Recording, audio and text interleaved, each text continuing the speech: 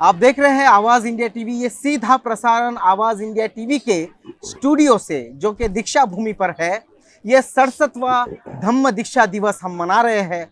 पूरे 67 साल हो गए जब इस भूमि ने, अपितु इस देश में सम्राट अशोक के बाद, बहुत कालांतर के बाद, बुद्धं शरणं गच्छामि, धम्मं धम्मं शरणं गच्छामि, संघं शरणं गच्छामि का ये जो उद्घोष है, इसको सुना होगा। और तब से लेके इतने सालों में हर वर्ष इसी दिन लाखों की तादाद में लोग आते हैं दीक्षा भूमि पर और बाबा साहब और बुद्ध को स्मरण करते हैं।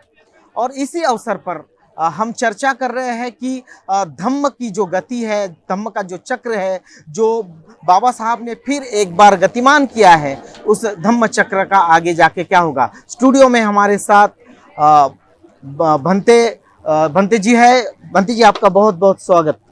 67वां धम्म दीक्षा दिवस हम मना रहे हैं। इतना जो अरसा होता है, ये बहुत बड़ा अरसा होता है किसी भी कल्चर को इस्टेब्लिश करने के लिए। लेकिन जब हम देखते हैं भारत के पृष्ठभूमि पर कि हम जैसे श्रीलंका में जाते हैं तो देखते हैं कि सारे के सारे श्रीलंकन उपासक है, उनका पूजा करने की विधि, पूजा करने की प्रक्रिया, या फिर शादी हो या फिर जिस भी तरह के संस्कार हो, उसका एक तरीका होता है। भारत में ऐसा दिखाई नहीं देता है इतने सालों के बाद भी कि वंदना कैसे की जाए, या परित्राण कैसे किया जाए, या किसी भी विधि को कैसा किया जाए। इस पर क्या कहेंगे आप? यही तो खामी रही है। बाबा साहब ने पहले ही कह दिया था कि 13 अक्टूबर 1956 में दोपहर 4 बजे भिक्षु संघ को जो बुलाया था चाय के लिए, जी, गुरु चंद्रमन जी थे। मैं बुद्ध की शरण जाऊंगा, धम्म की शरण जाऊंगा, लेकिन संघ की शरण नहीं। बाबा साहब की दृष्टि में संघ इज टोटली करप्टेड। तो कितनी सारी प्रतिक्रिया थी बाबा साहब की, लेकिन बाबा साहब ने मराठी में कहते मोडेन पण वाकणार नहीं। लेकिन बाबा साहब ने संघं शरणं गच्छामि कहे गया तो इस संघ के सामने झुके। वह संघ जो सुपटिपन्नो, उजीपटिपन्नो, न्यायपटिपन्नो, सामीची पटिपन्नो, यंगिदं चत्तारी पुरुष युगानि अट्ठ, वह आर्य संघ, आर्य पुद्गलों का संघ, उन संघ को शरण गए बाबा साहब। ऐसे सीधे चिवरधारी संघ को शरण, संघ की शरण नहीं पत बाबा साहब ने, तो आर्य संघ की, ये संघ की शरण स्वीकार की। तो यही है बुद्ध, धम्म और संघ के प्रति, उनके गुणों के प्रति बोधिसत्व का महाकुशल चित्त काम करता है जी। इसलिए बाबा साहब बोल तो दिए। इसलिए गुरु चंद्रमणि जी कहा है कि मेरे बाबा साहब कितने ऊंचे कोटि के महान हैं। बोधिसत्व का बड़ा शक्तिशाली चित्त होता है, तुलना नहीं। हमारे जैसे 500 भिक्षु एक तरफ, बाबा साहब एक तरफ, जीत पाना बहुत मुश्किल काम है, चिवरधारी भी रहा तो भी। इसलिए मेरे से कितने महान है बाबा साहब, चंद्रमणि जी को कहना पड़ा जी। जी, जैसे हम ये देखते हैं कि बाबा साहब, ऐसे कहा जाता है कि भिक्षु संघ पे धम्म दीक्षा के बाद नाराज भी हुए थे। उन्होंने पूछा था कि भिक्षु संघ कहाँ है, और उन्हें जब ये उत्तर मिला कि भिक्षु संघ किसी की शादी लगाने गया है, तो नाराज हुआ था बाबा साहब। बहुत नाराज उनके खिलाफ हुए थे। इसका क्या कारण था? यही है, बाबा साहब जब देखा करते थे भिक्षुओं को, तो भिक्षु चिवर में शोभित नहीं होता, धम्म और विनय में। वही वोट घर के यहाँ शादी ब्याह चलने वाला था 18 तारीख को, तो बाबा साहब ने हिंटा दिया था, देखो इन पर ध्यान करोगे कि क्या क्या करेंगे। बाबा साहब ने इसने हिंट दी थी, देयर इज नो सप्तपदी एंड नो होम, 7 बार घेरे लगाना, ये सारी चीजें कर्मकांड में आती है। कितना सीधा साधा खर्चा है, 50 रुपए में शादी उनका निपटा दो। लेकिन अब भिक्षु जाते रहते, क्या क्या करते रहते। जो काम भिक्षुओं का नहीं है वो भिक्षु करते हैं, उचित बात नहीं। तो बाबा साहब इन बातों को समझते थे, इसलिए जो काम भिक्षुओं का नहीं है, नहीं करना चाहिए। तो यही परंपरा रही भिक्षुओं का। जो संघ, पारंपरिक संघ जहां था, वो जब से उपासक उपासिकाओं ने कैसे कर्म करे, उनको प्रक्रिया जो है ना, शील का कैसे पालन करे, बुद्ध की पूजा कैसे करे, यह जो सीख है ना, ऐसे ऐसे जैसे कि लंका में परिवेण होता है, बचपन से उन पर परिवेण में संस्कार दिए जाते हैं, उनके तरफ से धम्म पद को मौखिक किया जाता है, तभी उनको उनकी प्रवज्जा होती है जी।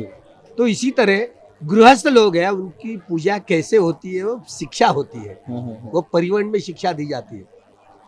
हमारे इधर ऐसी कोई प्रक्रिया नहीं हुई। ये प्रशिक्षित भिक्षु जो नहीं हुए, अब जहां जहां जिन जिन का संस्कार मालूम होता है बस वो संस्कार को लेकर के आते, इसलिए तिकड़मबाजी रही है। एक में एक नहीं है, किसी एक दूसरे की अलग परंपरा है तो दूसरे की अलग परंपरा है। इन परंपरा में जकड़ गए लोग, क्या करेंगे? वह अपने अपने मन में जो आए वो कर लेते हैं। इसलिए ये प्रॉपर जो चेंज जो होती है, प्रॉपर प्रशिक्षण जो चाहिए था वो नहीं हुआ है। बिल्कुल। इसलिए बहुत इस नहीं तो एक भी भगवान की कोई एक लगातार कतार में जाते, बड़ी नीचे देख करके, जैसे भिक्षु दो कदम 4 कदम ऐसे नीचे झुका दीवे को देख करके तेल अपजोतं घनसारप्प दीतेन दीमेन तमधंसिना तिलोक दीपं संबुद्धं पूजयामि तमोनुदं। जब बुद्ध उत्पन्न होते, बुद्ध के महास्तूप बनवाते, तो बुद्ध के महास्तूपों की जब पूजा की जाती है तो तेल के दिए प्रज्वलित करके भगवान की पूजा की। अरे लगातार कैसे कतार में जाते हैं, और हमारी भीड़ यहाँ कौन थे? अरे अच्छा हुआ कि वो मोमबत्ती अगरबत्ती कितने जलाते थे, हम कितना विरोध किया था, कितने सारे वहां पर, अरे सारा ऑक्सीजन खत्म हो रहा उधर। अच्छा हुआ हम लोगों ने इनिशिएटिव किया, ये सारा बंद हो जाए। जी। जो अलग अलग कहीं अलग अलग, इसलिए प्रॉपर चेंज कि कौन सा काम कैसे और कब कैसे करना चाहिए, ये नियम बनाए हुए और ये नियम है। लेकिन वो नियमों को ही लोग भूल गए तो क्या करेंगे? हम भी भूल गए और गृह भी भूल गए। बिल्कुल। बनते जी जैसे धम्म दीक्षा के बाद बाबा साहब ने कहा था, ये सवाल बार बार पूछा गया था कि अगर अभी किसी को धम्म दीक्षा लेना है तो कैसे ले, तो बाबा साहब ने कहा था कि मराठी में कहा था, दरेकाने दरेकाला दीक्षा द्यावी।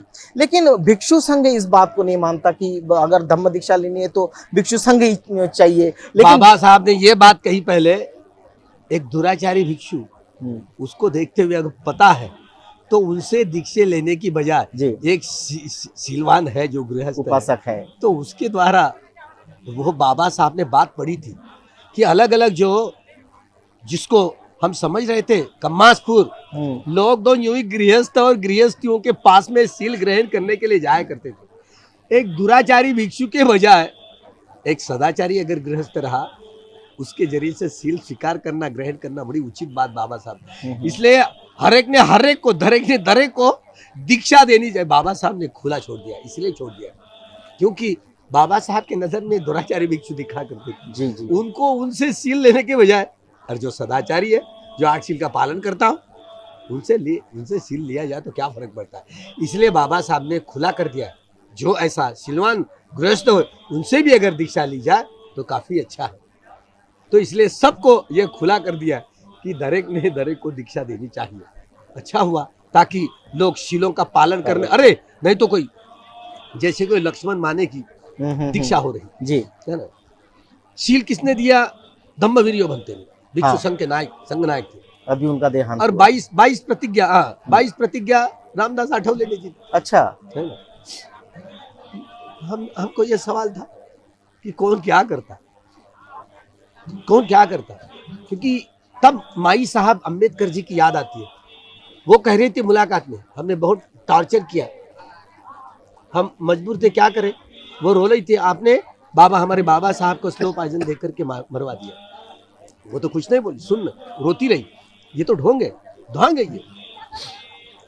फिर भी जब बोधिसत्व इस धम्म स्कंद को पढ़ते हैं तो उसमें बोधिसत्व के जीवन यापन करते हुए बोधिसत्व की हत्या नहीं हो सकती। सही बात, सही नहीं हो सकती। ये बोधिसत्व स्कंद में है, भगवान ने बात कही है, ये झूठ नहीं है। तब से मैंने वो उस पंगे में नहीं पड़ा, जो भी हुआ होगा अपने कर्म के आधार पर हो, लेकिन बात छूटी नहीं।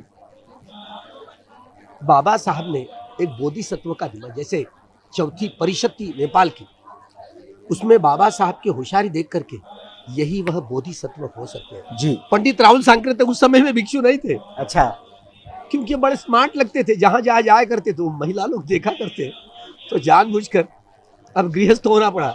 लेकिन तब जो ललकार आना, अब ये बाबा साहब ने एक बार खंबा गड़ा दिया, अब कोई हिलाने डुलाने वाला नहीं है। जी तो इस समर्थन में लगे। मतलब वहां उन दिनों बाबा साहब की जो चर्चा कि बुद्ध धम्म की अहिंसा इस विषय पर बात करने के लिए गए थे, लेकिन युवा लोग भिक्षु संघ पीला धोखा और कार्ल मार्क्स मुक्तिदाता इस तरीके की घोषणाएं चलने लगी। तो संयोजनकर्ता समिति ने उन्होंने बताया कि बाबा साहब ये विषय आप बाद में बोलेंगे, लेकिन बुद्धिज्म और मार्क्सिज्म इसी विषय पर आप बात करें। जी तो बाबा साहब ने पहले ही कहा था जितनी किताबें जो मार्क्सवाद को मानने वाले लोग हैं उन्होंने नहीं पढ़ी होंगी, मैंने सारी किताबें पढ़ चुका हूं। और ये ऊपरी तौर से नहीं पढ़ा, बड़ी गहराई से तलस्पर्शी गहराई में जाकर के पढ़ा। तभी इस बात को समझा कि बुद्ध की तुलना में मार्क्स, उनका तौलनिक अभ्यास किया और बुद्ध का साम्य, मार्क्स का साम्य और भेद इसमें क्या है। जैसे कि dialectical materialism, historical materialism, surplus value, ये साइंटिफिक सोशलिज्म, समतामूलक जो समानता वाला समाज, वर्ग विहीन, जाति विहीन, वर्ग विहीन समाज, ये जो धारणाएं थी उनकी, बाबा साहब को द डिक्टेटरशिप ऑफ प्रोलेटारिएट, यह मार्क्स की संकल्पना बड़ी खटकी। डिक्टेटर कोई हो, वो हुकूमत शाह, हुकुम शाह होता है और तो सुनता नहीं, मानता नहीं, मन है ना, मानने वाला नहीं है। 390 प्रकार के चरित्र वाले, मानस वाले लोग होते हैं। इसलिए स्टालिन को सवाल करते हुए, आप जो स्टेटलेस सोसाइटी निर्माण करना चाहते हो, वर्ग विहीन समाज निर्माण करना चाहते हो, क्या कैसे करोगे? क्या आपके पास प्रोग्राम? कैसे इस वर्ग संरचना को डिसॉल्व करेंगे? आप तो अभी ब्यूरोक्रेट्स बन गए और स्वयं पक्ष के नायक करके एक सेक्रेटरी के रूप में आप तो डिक्टेटर बन गए। आप वर्ग संस्था का विसर्जन कैसे करेंगे? क्या प्रोग्राम है आपके पास में? डिक्टेटर साथ डिक्टेटर किसी के भी हो, दी डिक्टेटरशिप ऑफ प्रोलेटारिएट, सर्वहारा के नाम पर, अभी वे सर्वहारा तब थे जब बोल्शेविक पार्टी थी जी। अब ये सर्वहारा कैसे, गाड़ी घोड़ी बंगला भी आ गया, अभी ये सर्वहारा नहीं गए, ये तो ब्यूरोक्रेट बन गए, सत्ता चलाने वाले ब्यूरोक्रेट बन गए। तो इनका अहंकार कितना बढ़ गया है, हुकुम शाह बन गए ना। तो जो सुकाणु समितियां होती है वही सारे हुकूमत करती थी। डिक्टेटर किसी की भी हो, जनतंत्र जनतंत्र होता है। इसलिए भगवान बुद्ध को जो कार्ल मार्क्स की संकल्पना डिक्टेटरशिप बोली थी, इसको नकार दिया। बिल्कुल, इसको नकारने वाला विश्व का एक ही आदमी, वह बाबा साहब अम्बेडकर। इसलिए मानते नहीं थे। इसलिए इस साम्य और भेद की जो बाबा साहब ने बात कही थी, तो साम्य और भेद को कैसे समझे हम लोग? बाबा साहब ने उचित ही कहा कि भिक्षु संघ के पास में हारने के लिए, गवाने के लिए कुछ नहीं है। 8 चीजों के सिवा, जिसको अट्टपरिका, संगाटी, उत्तरासंग, अंतर्वास, कमरबंद, भिक्षा पात्र, पानी पीने का प्याला, वस्त्र है, खौफी है और हजामत का सामान, इसके ये 8 चीजें हैं। और क्या खोने लायक है? आप तो सर्वहारा कहते हो, लेकिन समतामूलक समाज जब निर्माण करेंगे वो तुम लोग नहीं, हम ही निर्माण करेंगे। भिक्षु संघ का टोटली करप्टेड है, लेकिन बाबा साहब ने भिक्षु संघ के संघ का ही उदाहरण दिया। भिक्षु लोगों के पास में क्या है? क्योंकि भिक्षु संघ हम ही इसका नेतृत्व करेंगे। वर्ग विहीन, जाति विहीन, वर्ण विहीन समाज का हम ही निर्माण करेंगे, आप लोग नहीं निर्माण कर सकते। बिल्कुल बंते जी, हम संघ की बात दोहरा रहे हैं बार बार। अब ऐसे भी हो रहा है कि जैसे उपसंपदा हम देते हैं या उपसंपदा हम लेते हैं, तो जब उपसंपदा की प्रक्रिया होती है तो कोई गुरु होता है, वो तय करता है कि इस उपासक को या इस व्यक्ति को उपसंपदा देना है या नहीं। 18 प्रकार के दोष होते हैं। बिल्कुल, लेकिन हम अब समाज में जो देख रहे हैं तो कोई भी आदमी खुद ही चीवर धारण कर रहा है, कुछ ही खुद ही केशवपन कर रहा है और खुद ही समाज में जाकर ये कह रहा है कि मैं बौद्ध भिक्षु हूँ। ये जो प्रक्रिया है, इसी के वजह से संघ बदनाम हो रहा है, ऐसा नहीं लगता आपको? देखिए, जब से ये बोध गया का आंदोलन शुरू है, हमारे सूरज साई भंते जी ने बहुत सारे लोगों को चिवर दिया, दुर्लक्ष्य किया, तो इससे हालात बहुत बेकार होते, खराब होते। जब तक कि वो 18 प्रकार के जो क्राइटेरिया होते हैं, उसको नजरअंदाज नहीं किया जाना चाहिए।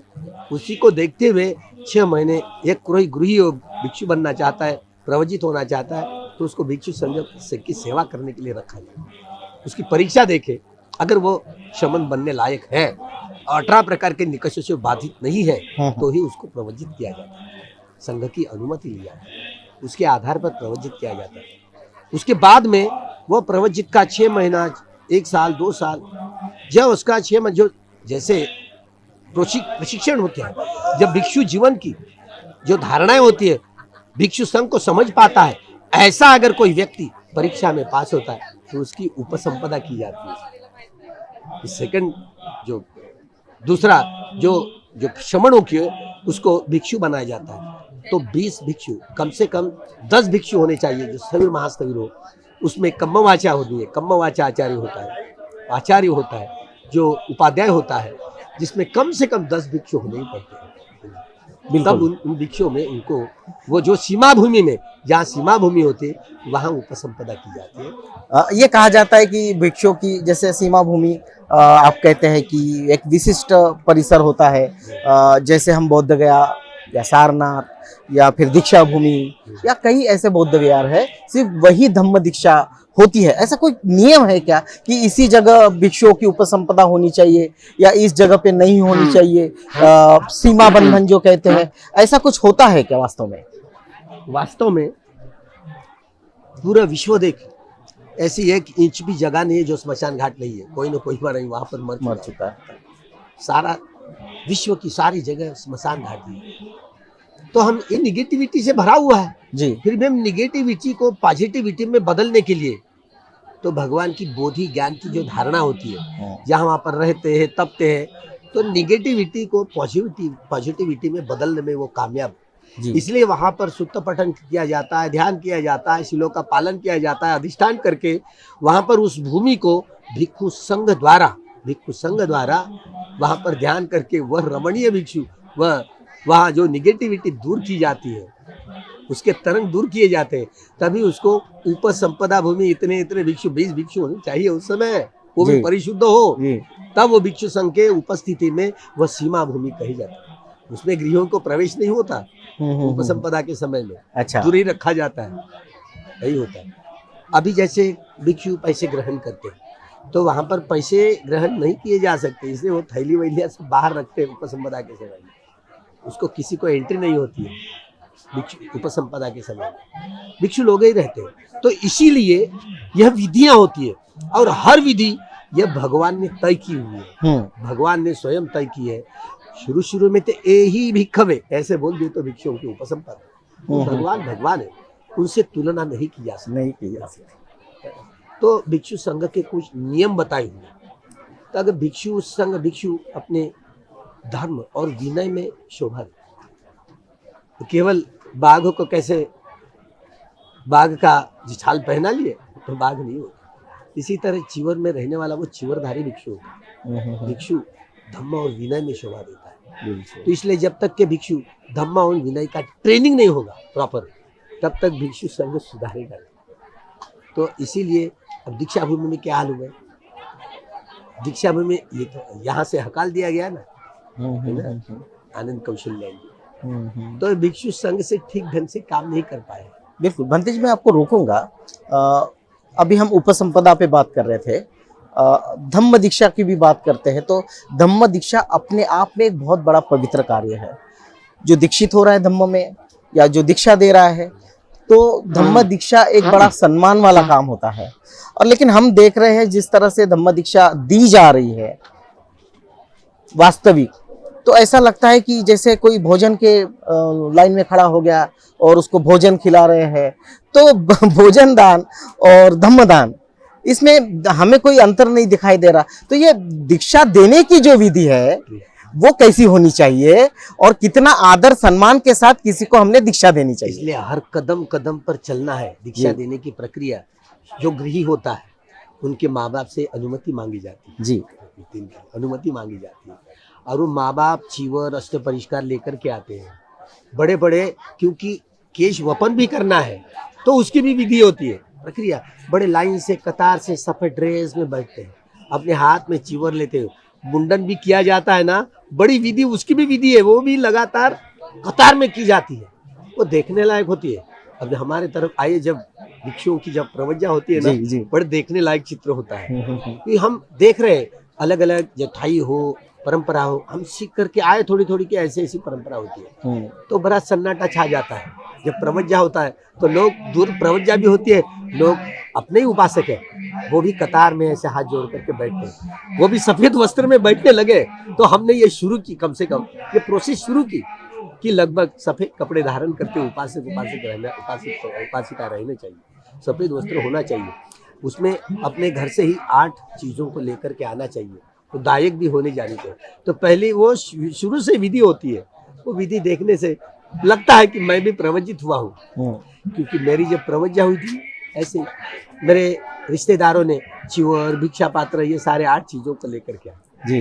पहले दिन में मैं जैसे भिक्षाटन के लिए गया था, पात्र लेकर के, लोग तो घर वाले रिश्तेदार बड़े रोने लगे, भिक्षा पात्र हाथ में लेकर के भिक्षाटन करता है, वो रोने लगे, और रोने ढोने का चक्कर चलते रहा, बड़ी आसक्ति होती है ना।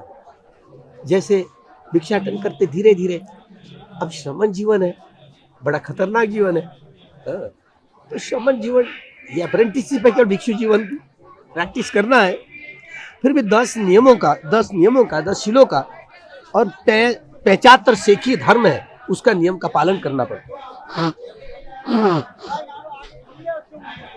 जब उपसंपदा हुई, वो भी ऐसे ही हुई।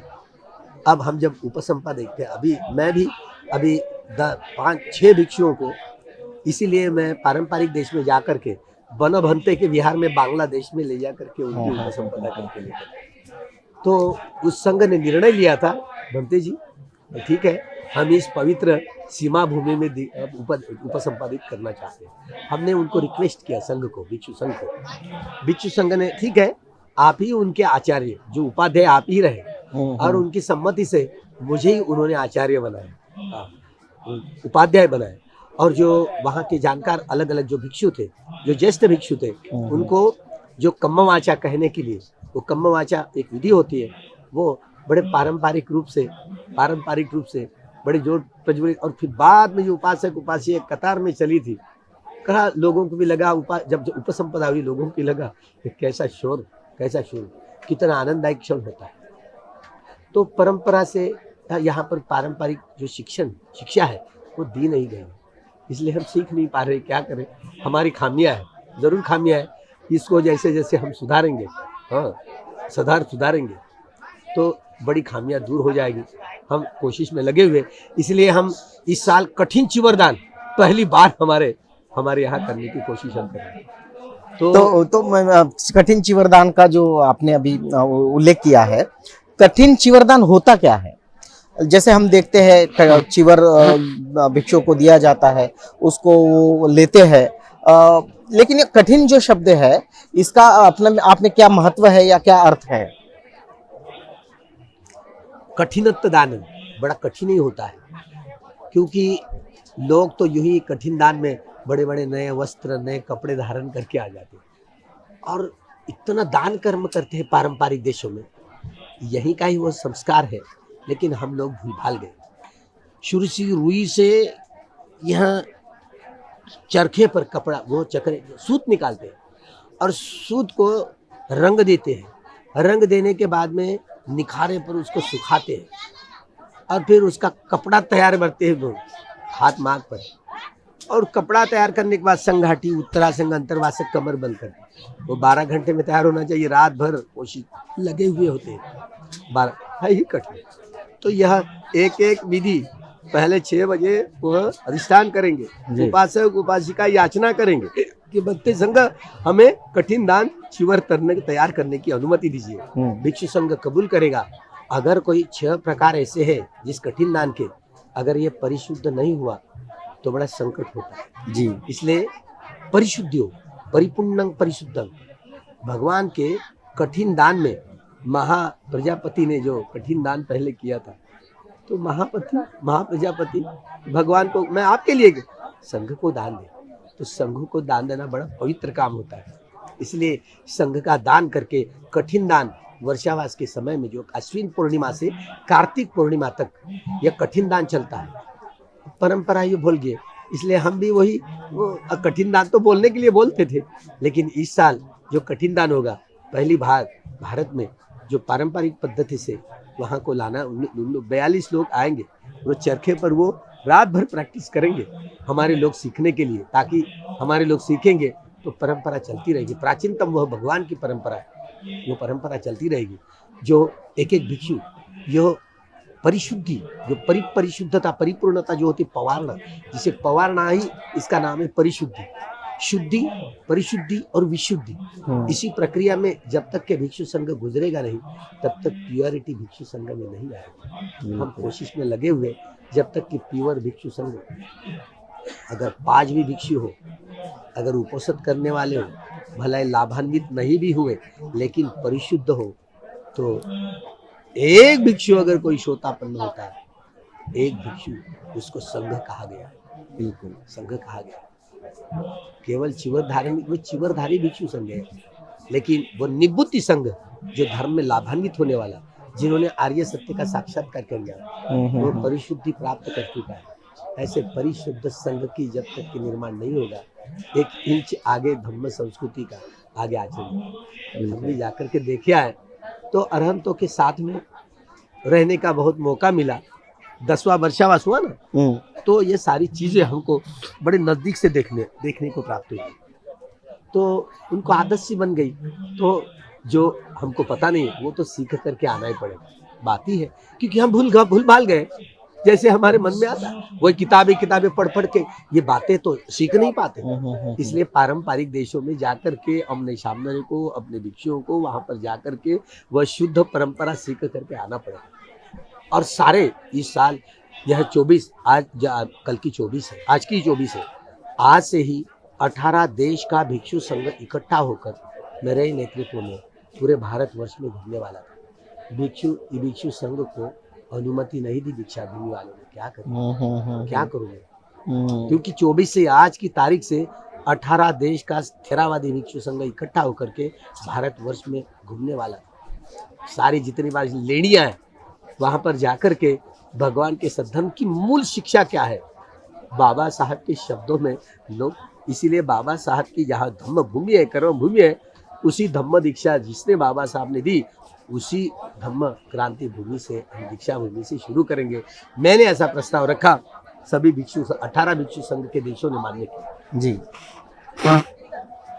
उनके प्रतिनिधि भेजे, लेकिन दीक्षा भूमि वालों ने मान्यता नहीं दी।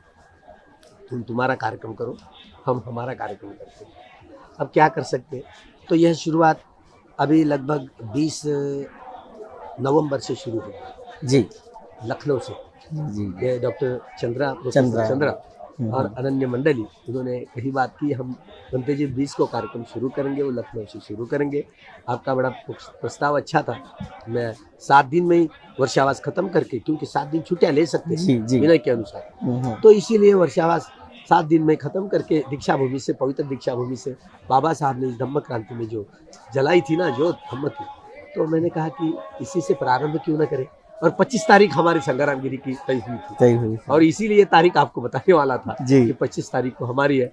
हम ये प्रोग्राम ऐसा तय हुआ था कि सुबह 9 बजे 3 शरण 5 शील 8 शील प्रदान करेंगे, 9 से 11 तक सुत्ता पठन होगा और 11 से 12 तक भिक्षु संघ का भोजन होगा। उपासक उपासिका का भोजन के बाद में 1 से लेकर 4 बजे तक अलग अलग 18 भिक्षु संघ जो ओरिएटर भिक्षु है, उनके धम्म देशनाएं होगी।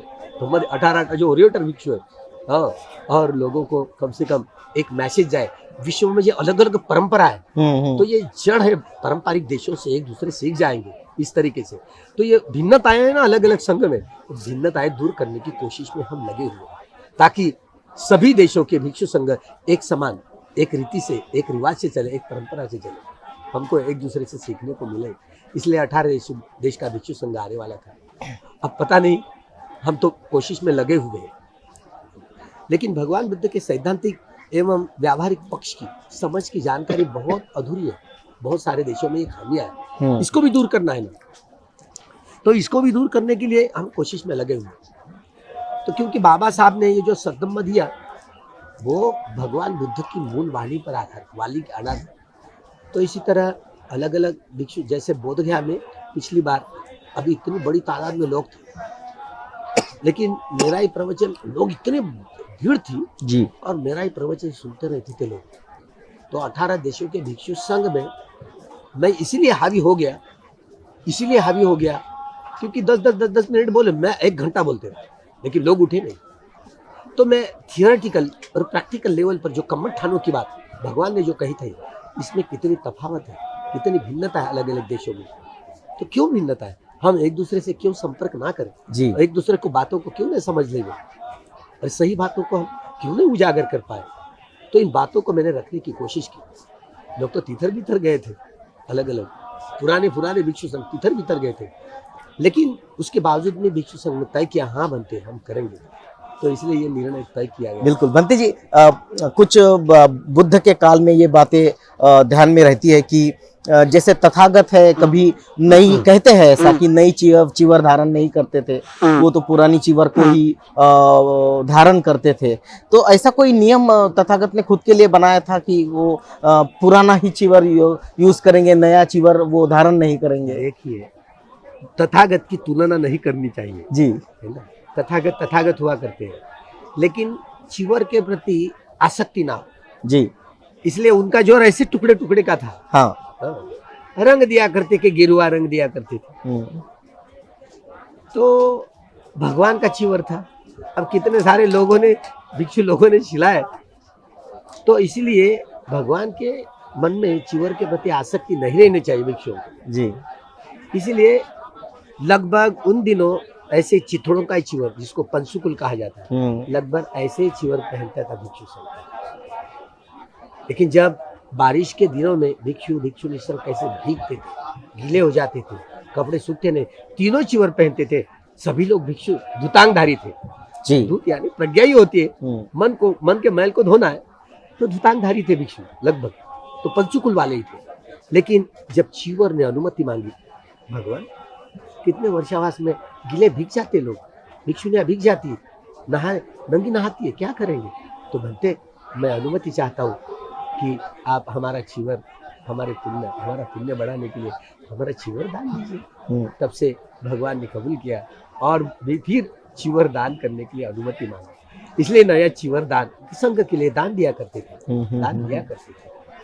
लेकिन भिक्षुओं ने ऐसे कैसे लगातार लाइन रहती चीवर के लिए, इतने भीड़ उमड़ पड़ती। तो बस एक दिन में ये षडवर्गीय भिक्षु ना 6 चीवर पहनते थे, बस नहा लिया, दूसरा नया चीवर पहन ले।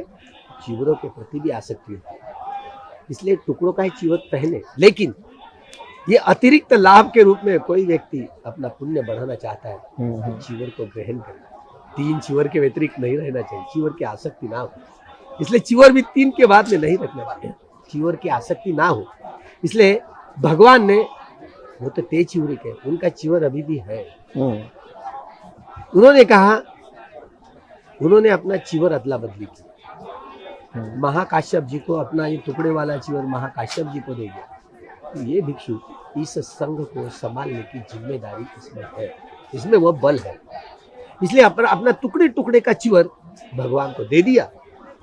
और जो चमकीला चीवर है ना, भगवान के मूर्ति को बोध गया में कैसे चमकीला चीवर एक मिनट में डालते, तो ये चमकीला चीवर स्वयं भगवान ने ले लिया।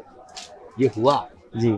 लोग तो क्यों यूं एक मिनट में लोग दान करते, लोग तो यही सोचने वाले सोचते हैं, अरे मूर्ख का चीवर चढ़ाने से क्या मतलब है। बड़ा हम चीवर को, भगवान बुद्ध को चीवर दान देते, चीवर दान करते हैं, तो हम दान करते ना, अभी भगवान तो नहीं रहेंगे, लेकिन चीवर दान हमने भगवान को किया। एक कथा है ऐसी जो चीवर दान का, और चीवर की बदली की हम बात कर रहे कि महाकश्यप इन्हें तथागत ने चीवर दे दिया था। ये कहा जाता है या ऐसा बताया जाता है कि जब तथागत महाकश्यप इन्हें चीवर दे रहे थे तो वे उनमें जो फासला था वो फासला बहुत दूर था। जब ये इतना फासला था फिर भी तथागत महाकश्यप इन्हें चीवर कैसे दे पाए या चीवर की अदला बदली कैसे कर पाए? इसी को इत्तिबात कहा जाता है।